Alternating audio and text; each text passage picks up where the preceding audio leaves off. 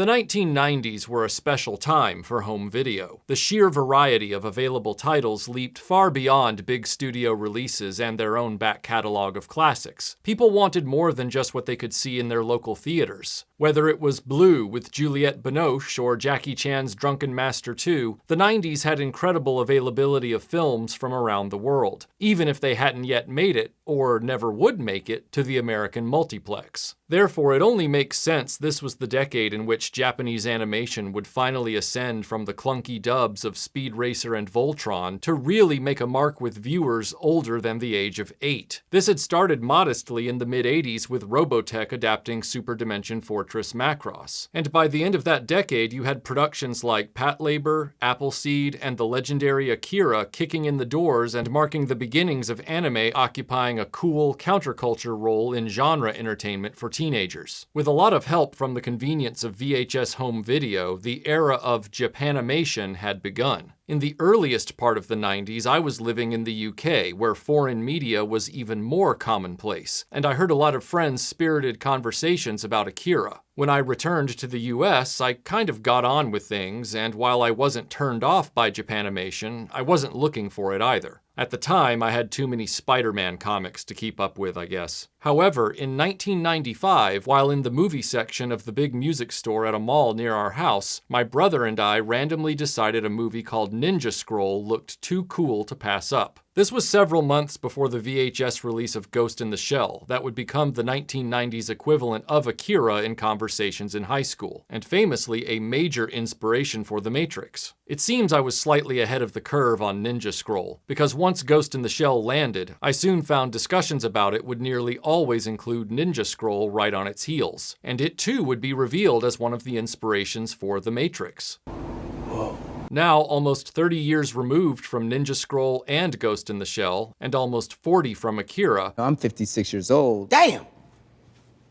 You can immediately see when you revisit these titles how they really define the trends and sensibilities of 1990s action, interested more in dynamic visuals than any real sophistication in the writing. When there is an attempt to infuse the story with intricate details, specifically where Akira and Ghost in the Shell are concerned, the films often sound smarter than they really end up being, and border on pretension at times. That's not to say I dislike these films. They were groundbreaking, and Ghost in the Shell's conceptual relevance increases more and more as we move further into this misguided AI future. I mean, I like Ghost in the Shell a lot more than the film it inspired. However, likely because of Ninja Scroll's feudal setting that appealed to me far more, and the fact that it never troubled itself with trying to make a lofty statement about our collective humanity, I owned and watched Ninja Scroll many times in high school. By contrast, I rented Ghost in the Shell, much in the same way I owned and watched Robin Hood constantly, while only renting Blade Runner. Yet, while I've kept up with Robin Hood as a lifelong interest, somewhere along the way, Ninja Scroll and I lost touch with one another. Every time I did try to pick up the film again on disc media, it was always out of print and a ridiculous second-hand price. Luckily, Ninja Scroll has finally been released again on Blu-ray, and I was able to not only watch it again for the first time in over 25 years, but finally in its original Japanese language. That famous VHS tape was an English dub, which is included on the Blu-ray, but I didn't wait a quarter century to hear a 1990s dub job again. I can't go back empty-handed. Well, perhaps you won't have to go back completely empty-handed. このままじゃ腹の虫が収まらん。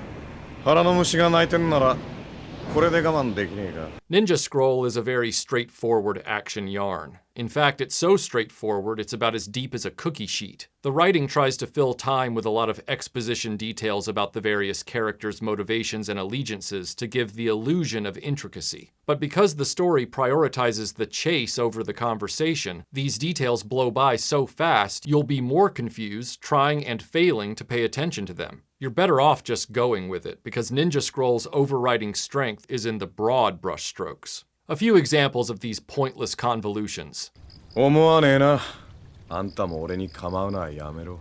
The Yamashiro clan is mining gold in secret to pay off an evil shogun. A boat laden with this gold wrecks on the coastline of the Mochizuki clan, whose leader doesn't really want to get between this dark shogun and the ruling Tokugawa shogunate. In order to prevent prying eyes, devil ninjas in the service of the Dark Shogun murder an entire village by causing a plague. Meanwhile, our main character, a ninja named Jubei, is formerly of the Yamashiro clan, but now he's a lone mercenary because the jackhole leader of the Yamashiro ninja, a meathead named Genma, tricked his entire ninja clan into killing each other so they wouldn't find out about his gold mine. Jubei thought Genma was dead because he cut the Craven's head off years ago, but surprise, surprise, Genma's now the leader of the devil ninjas. When you hang a man, you better look at him. And Genma has no interest in actually helping the Dark Shogun, and betrays him by murdering his envoy to keep the gold for himself to buy Spanish weapons. So this old guy named Dakuan, who's a spy for the Tokugawa clan, wants Jubei to stop the devils. You see what I'm saying with these pointless plot switchbacks? Because Ninja Scroll moves at such lightning speed, these details don't amount to anything, and only succeed in complicating the plumbing.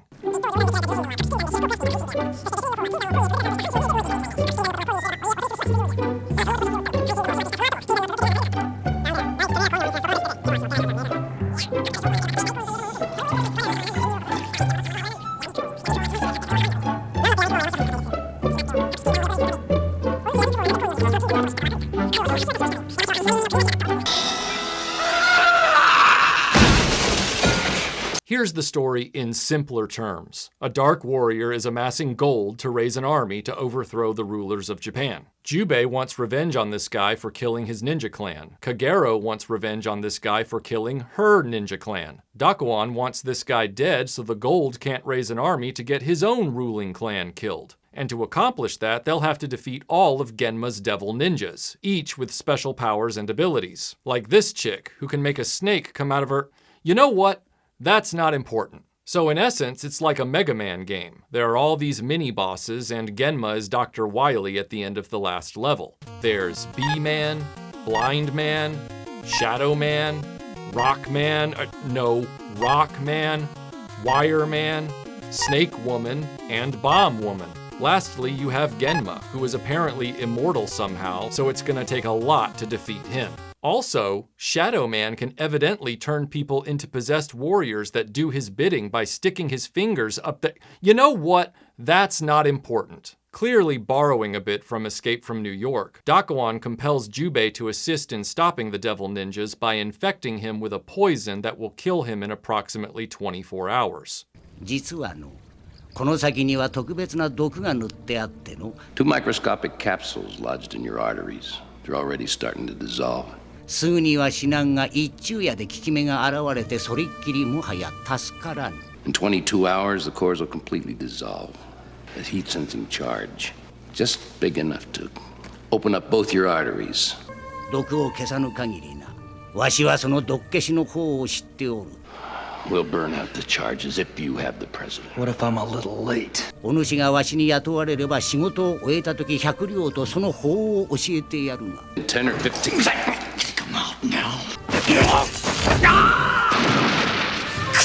If Jubei completes the mission, Dakuan will identify the antidote. It just so happens that Kagero was a poison taster for her ninja clan, and the price of being immune to all poisons is that she's also completely toxic to everyone who tries to get with her due to her affected body chemistry. However, there is one man that she will soon realize needs to get intimate with her if his life is to be saved, for only her poison can counteract the toxin running through Jubei's veins. Ninja Scroll remains a visually electric anime, with that gorgeous, immensely detailed, hand-drawn style of its time, that present-day anime has all but abandoned in favor of lifeless, computer-assisted candy that tastes like chalk. は？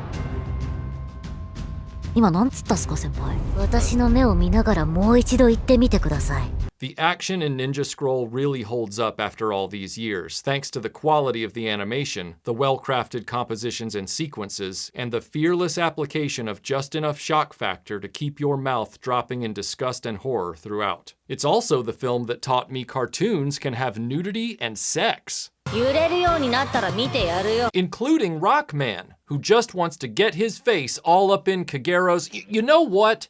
That's not important. Where the film trips up upon revisit is the and-then plotting of scenarios. Jubei just wanders into each relevant situation seemingly at random for the first half of the film. Kagero is either kidnapped or trying to wander off at various points, and Dakuan bails on them without much reason around the end of the second act, with no real rationale because he's back a few minutes later. The film can't decide if it wants to operate on a small canvas or an epic landscape, and it struggles with the latter in the final ninja battle that precedes Jubei's confrontation with Genma. While the film manages to eke out its big third-act set piece of the harbor siege adequately, it cheats in a minor way by repeating footage, and in a major way by giving Genma the ability to change into other people to trick the main characters and the audience that Kagero's ninja clan is about to reinforce them. I couldn't do that. Could you do that?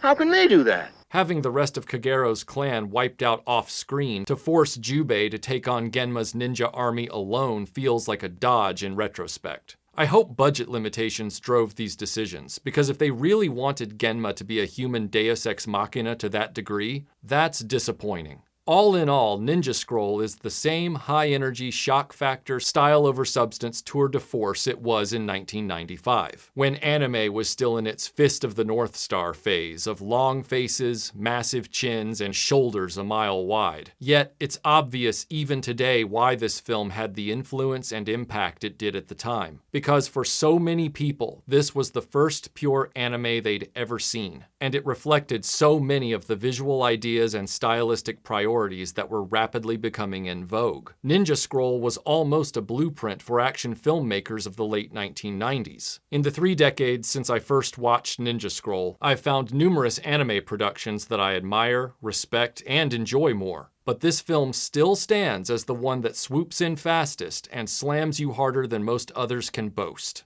There's a lot of strength left in this 30-year-old punch, and it truly hits different.